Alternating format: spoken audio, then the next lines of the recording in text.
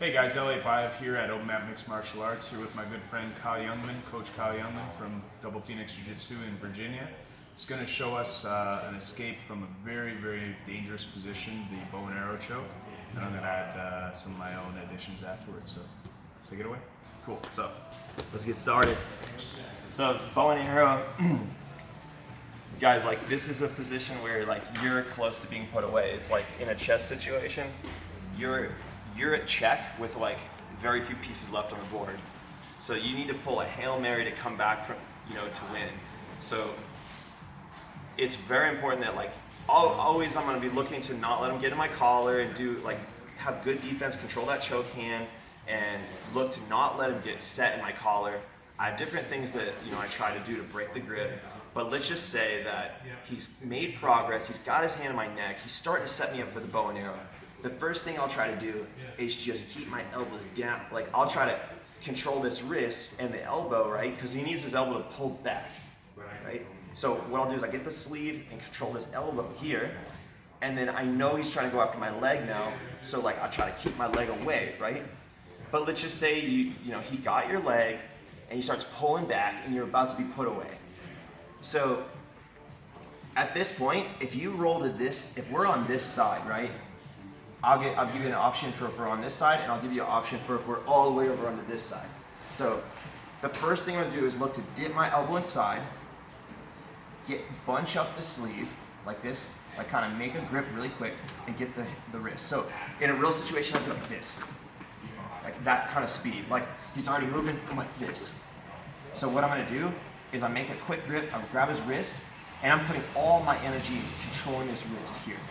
Now I'm gonna kick my leg down and away from his grip, and then pop his grip that way with my hand. Both hands are going that way, and my leg's going that way. So they're going in opposition of each other. So I'm gonna go like that. So now I keep my elbow below him and not here, because here he can go behind my head. So go behind my head or choke me with this arm. Yeah, because my elbow's below, I've got really good control. And now he's definitely gonna try and choke me with this. And the more he pulls me this way, the more I control this, and I'm gonna turn with it and put this over my head, like this. And I'll shrimp a little bit, and then come up. And man, if I can just get to this point, like, whew, you just got out of a bad situation. So let's talk about if we go this way now. So boom, he goes for my leg. I'm just like, bam, bam, look, kick. And now I'm gonna start, like I can't go that other way, so I'm gonna start going this way, putting this over my head, and running on my toes, trying to get to my knees. And I'll just keep spinning until I can get out of that move. Preferably, I'd like to be on the other side, put my back on the ground and spin that way. I feel like that's more secure. So I would say that the best way to do this is to go, as soon as they go here, put all your weight this way. Pop the grip, put your head over the top, shrimp. Like get your shoulder, look, use your feet, get your shoulders away, start to look at them, get your head away, and then shrimp. And I'll give it a little extra flavor here. Like if he tries to throw his leg over a mount, you gotta shrimp, get your knees inside, okay? Double up, control the foot. You can use your top leg inside the knee, push him away, get to your elbow to recover. Like I use that all the time for the back defense. So that's like what I use to defend the bow and arrow, if it's like really deep. And it's worked a lot. It's worked a lot. So I even do drills where in our school we start with one hand on the collar, and the guy has to try and finish with a bow and arrow, and the other person has to work and escape. So I'm constantly like, I already have a hand on my neck. And so I've tested it over and over and over again. It works a lot. Amazing. I mean, not always, because sometimes the guy just gets a jump on you, strong grip, he's already to the side, puts you away.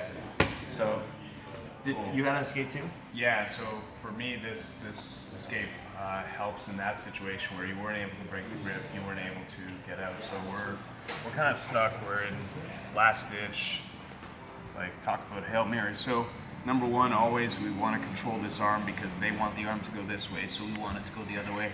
I like this grip in particular where I'm kind of palming the lapel, or the cuff rather, and I'm grabbing way up high here, the sleeve rather.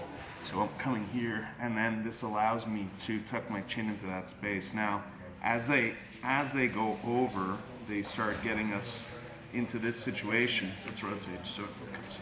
Sure. So we're here. What they're looking to do now, once they get this leg across, is lean us this way and get this leg over our shoulders. So as they go, if I can bridge back here and get not only my shoulders, this isn't the end of the move. If I can get over this leg, now they can't get it over my shoulder. What I want to do is get all the way over with my hips. Now, assuming they do nothing else, now I need to still free myself. So I'm going to extend this leg down and do a reverse shrimp till I can pull my head to the ground. Now we can start playing on Kyle's leg work, or if you're late to the game and they start mounting, common mistake is people try to bridge up this way. If I bridge this way, Kyle's gonna mount first.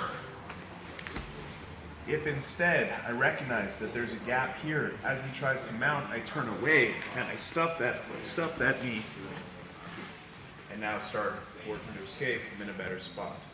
So one more time. I saw one of our purple belts doing this kind of out of nowhere, and then later saw Kyle Terra using this to defend himself in an absolute division. And when he did it, so one more time, he was very, very late, meaning his opponent, who was much bigger, was bringing this leg all the way over the shoulder here. I want to talk about this situation for a second. So he comes over the shoulder here. I need to fence inside there. I need to make sure that doesn't happen. Now, when he comes over the shoulder, if he crosses his ankles this way, I'm in a lot of trouble, which is why you want to cross your ankles this way, because now I can't stuff my hand inside there. Whereas if Kyle were to cross the other way, now it's still possible for me to slide that arm through, and now rotate, I can bridge back and over here, and now, again, for me the gauge is, do I get my head to the ground? If my head's on the ground, I'm 99% out. The reason I say 99% is it's happened to me that my jaw was still in there, and if he cranks right now with your body it creates a bit of a spine crank. So until my cheeks basically are out, my jaw is out, I don't feel 100% safe against that. Now, what's cool about this is if I get over this leg entirely, you can do this as a drill where how would Kyle recover? He would bring his foot to his butt, he would come back up, and he would go again, and that's my opportunity to go again, and he goes again. And then we can do this 4 or 5 times, and then in the last one I get my head out. That reverse shrimp's key. Yeah, and just one note, since we're talking about this, when we escape, if he does try to mount and we aren't able to do Kyle's movement, so he goes over here, and now, so I do this and he decides to mount. I'm gonna stuff here, he keeps coming, I make sure to stuff the knee. Now, very common, we're about to be in half guard. We're facing this way, we're gonna face that way. What does he want to do with his right arm in half guard? He wants to cross face me. Boom. So I'm gonna inevitably end up running into that cross face. So one beautiful detail from my instructor, Sean Williams, is when you're still facing this way, shoehorn, put your hand on your face. So that when you turn in, if he tries to cross face here, even if he gets the cross face, he can't really control me because I can say it's loose, I can gooseneck him. Unlikely that it's loose, so I can climb up to the top of my head, flex my wrist, create space, and now I have that gooseneck, and now we're back. So that small detail, I feel, can make a massive difference, even with some higher belts, because every time we escape the back, if we're not able to get on top, it's going to be because the person's trying to mount, and we're going to run into that crossface. So just anticipating that early, this will save you so much. So, yeah, beautiful technique. I hadn't seen that myself before. Oh yeah, thanks. And I'm glad we got that on tape, your escape, because I've been trying to use it. I didn't know the reverse shrimp ducked my head down to the mat part. that That actually seems really key. Yeah, I think that's good, and that comes out of the basic escape, the basic 2-collar choke escape, where you're just trying to reverse shrimp anyway. So cool, man. Cool. Thank you very much. Yeah, I think you guys enjoyed it.